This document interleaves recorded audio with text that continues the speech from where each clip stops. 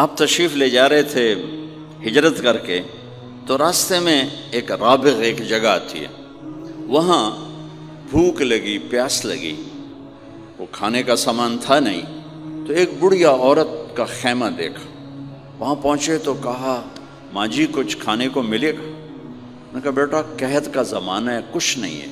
تو ایک مریل بکری کھڑی تھی وہاں، بالکل چمڑت ہڈی۔ ہم نے کہا میں اس سے دودھ نکال لوں؟ ان کا بیٹا یہ تو بن بیاہی بکری ہے اور ماس اس کے اوپر نہیں ہے، یہ کیا دودھ دے گی؟ کہ آپ اجازت دو۔ ان کا لے لے، چونکہ غیر فطری کام ہو رہا تھا تو لہٰذا اس نے آپ کو غور سے دیکھا کہ یہ کون ہے جڑے ایو جی بکری جو دودھ کڈو ہے، لہٰذا وہ آپ کو ایسے دیکھنے لگی۔ تو آپ نے بکری کو کھینچا اور اس کے تھنوں کو ہاتھ لگایا، وہ نیچے لٹک گئے اور ایک پورا ڈول دودھ سے بھر دیا۔ بکری سے یہ گلاس بھی نہیں بھرتا بکری کے دودھ سے، لیکن وہ پورا ڈول بھر دیا، اپنے تینوں ساتھیوں کو پلایا، پھر خود پیا، پھر دوبارہ دودھ نکال کے پورا ڈول بھر کے اس اماں کو دیا، چلے گئے۔ بکری کی عمر 7 سال ہوتی ہے، 7 سال تک زندہ رہتی ہے، ذبح نہ کریں مر جاتی۔ یہ بکری 22 برس زندہ رہی، اللہ کے نبی کے ہاتھ لگنے کی برکت سے 22 برس اس بکری نے عمر پائی۔ جب شام کو اس کا خامد آیا، وہ کہنے لگا اے دودھ کتھو ہے؟ وہ کہنے لگی ایس بکری چو اسا کہ کملی ہو گئی، اتھو دودھ کتھو آ گیا؟ اسا کہ ایسے چو آیا ہے، اسا کہ اپنی عقل دا علاج کرو، یہ کتھو آ گیا؟ کہا نہیں، ایک کوئی جادوئی شخصیت والا نوجوان آیا تھا، اس کے ہاتھوں میں کوئی طاقت تھی، اس نے تھنوں کو ہاتھ لگایا اور چشمہ بنا دیا۔ اچھا کیسا تھا ذرا بتاؤ، سفیلی ذرا دسے نہ کیوں جائے۔ اب اس نے بتایا کہ میں نے کیا دیکھا، اور وہ کمال کیا اس بڑھیا نے کہ آج تک بڑے بڑے علماء ان الفاظ کا ترجمہ کرتے ہوئے تھک رہے ہیں۔ وہ کہنے لگی ابا معبد رأيت رجلا ظاهر الوضاء أبلج الوجه حسن الخلق لم تعبه ثجلا لم تزر به سعلا أزج أقرا وسيم قصيم في عينيه تعج في صوته صحل في لحيته كفافة في عنقه سطع إن تكلم علاه البهاء وَإِن سَكَتَ عَلَاهُ الْوَقَارِ وَهُوَ أَنْدَرُ الثَّلَاثَةِ۔ مجھے بھی ہمیشہ اس کے ترجمے میں تھکنا ہی پڑتا ہے، لیکن مجھے اس کی بڑی ایک تعبیر اللہ نے سجائی۔ کہنے لگے، میں اس کا ترجمہ یوں کرتا ہوں، کہنے لگے ابو معبد میں تمہیں کیا بتاؤں، میں نے ایسا انسان دیکھا، مجھے لگا جیسے 14ویں کا چاندی کپڑے پہن کے زمین پہ آ گیا، کہ مجھے یوں لگا جیسے 14ویں کا چاندی زمین پہ کپڑے پہن کے اتر آیا۔ کیا حسن تھا، کیا جمال تھا، کیا خوبصورت بھویں تھیں، کیسا ماتھا چوڑا تھا، آنکھیں کیسی حسین تھیں۔ اتعج اشکل احور اہدب اکہل انجل ابرج۔ میرے نبی کی آنکھوں کے بارے میں 7 الفاظ آتے ہیں، 7 جو میں نے ابھی دہرائے، اور ان 7 کا ایک ترجمہ ہے کہ کائنات میں ایسی آنکھ اللہ نے کسی کو نہیں عطا فرمائی، ایسی خوبصورت آنکھیں اللہ نے عطا فرمائی آپ کو۔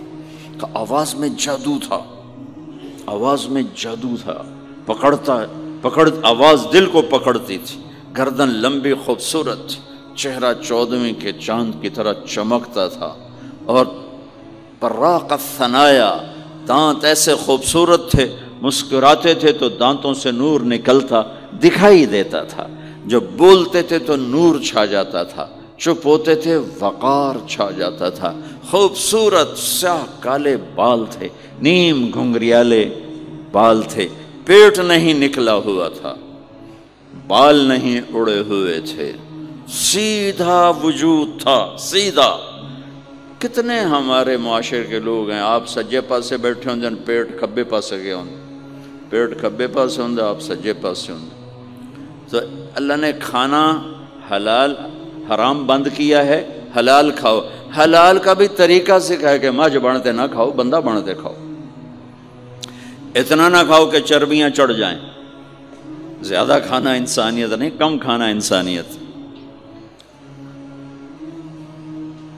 بیچ میں بات آگے کہہ رہا ہوں۔ میرے نبی نے کہا سب سے بدترین برتن جسے انسان بھرتا ہے اس کا پیٹ ہے۔ سب سے بدترین برتن جسے انسان بھرتا ہے اس کا پیٹ ہے۔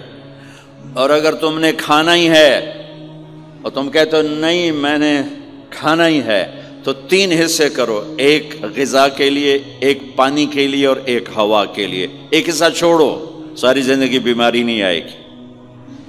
لیکن یہاں تک کھانے کے بعد پھر ڈاکٹروں کی چاندی نہیں ہوگی تو اور کیا ہوگا؟ جب تک یہ بیکریاں ہیں، یہ کولڈ ڈرنکس ہیں اور یہ فاسٹ فوڈز ہیں، صحت مند کوئی نہیں ہوگا۔ بھوکے رہنے میں اللہ نے صحت رکھی، کھا کھا کے تباہی پھیر دیتے۔ میٹھا کھانے سے شوگر نہیں ہو رہی، زیادہ کھانے سے شوگر ہو رہی، دبا کے کھانے سے شوگر ہو رہی۔